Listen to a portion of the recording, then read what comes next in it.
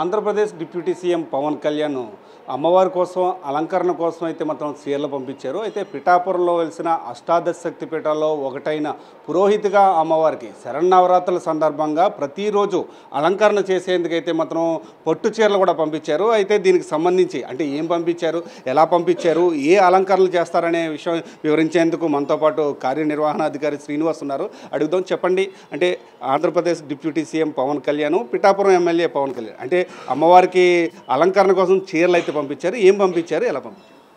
ఓం నమ శివాయ.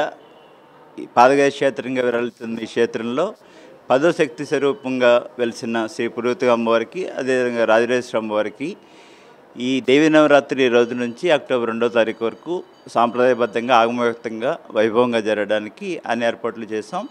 అదేవిధంగా స్థానిక శాసనసభ్యులు చీరలు సమర్పించడం అనేది ఇక్కడ ఒక ఆనవాయితీ ఉంది. ఆ ఆనవాయితీని గౌరవిస్తూ మరింత వైభవయుతంగా ఆనవాయితీని కొనసాగించాలనే సంకల్పంతో గౌరవ ఉప ముఖ్యమంత్రులు శ్రీ కొణిదెల పవన్ కళ్యాణ్ గారు పురోహితి అమ్మవారికి, అదే రాజరాజేశ్వరి అమ్మవారికి కూడా ఈ 11 రోజులు పండితులు నిర్దేశించిన విధంగా ఈ 11 రోజులు కూడా అలంకరణ నిమిత్తం 22 చీరలు పంపడం జరిగింది.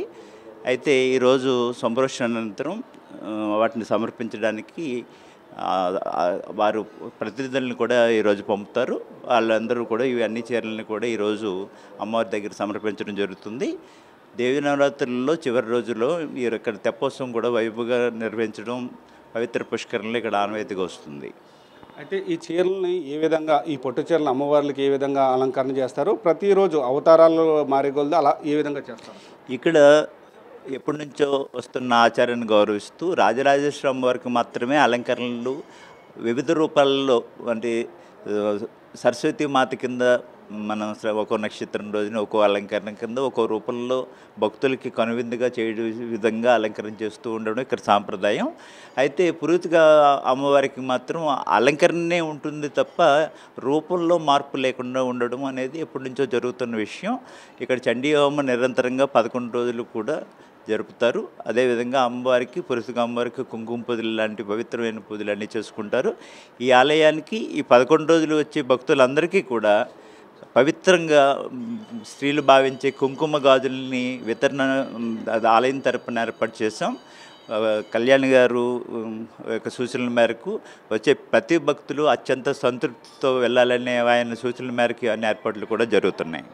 ఇది అయితే ప్రస్తుతం మనం చూసుకుంటే కనుక రాజరాజేశ్వరి అమ్మవారికి కానీ పురోహితిగా అమ్మవారికి కానీ వీళ్ళిద్దరికీ కూడా అంటే 22 చీరలను అయితే మాత్రం ఆంధ్రప్రదేశ్ డిప్యూటీ సీఎం పవన్ కళ్యాణ్ అయితే మాత్రం పంపించడం జరిగింది. శరన్నవరాత్రుల సందర్భంగా అయితే ప్రతిరోజు అలంకరణ చేసేందుకు అంటే రాజరాజేశ్వరి అమ్మవారిని ప్రతిరోజు కూడా అమ్మవారి నక్షత్ర రూపంలో ఏ అలంకరణ ఉంటే ఆ అలంకరణ చేసేందుకైతే మాత్రం పవన్ కళ్యాణ్ చీరలు అయితే మాత్రం పంపడం జరుగుతుంది. అయితే ప్రస్తుతానికైతే మాత్రం ఈ చీరలతో అలంకరణ చేస్తామని చెప్పి కార్యనిర్వహణ అధికారి శ్రీనివాస్ కూడా చెప్తున్నారు. ఇది ఇక్కడ పరిస్థితి. కెమెరా పర్సన్ చైతన్యతో సతీష్, 10 టీవీ, పిఠాపురం నుండి.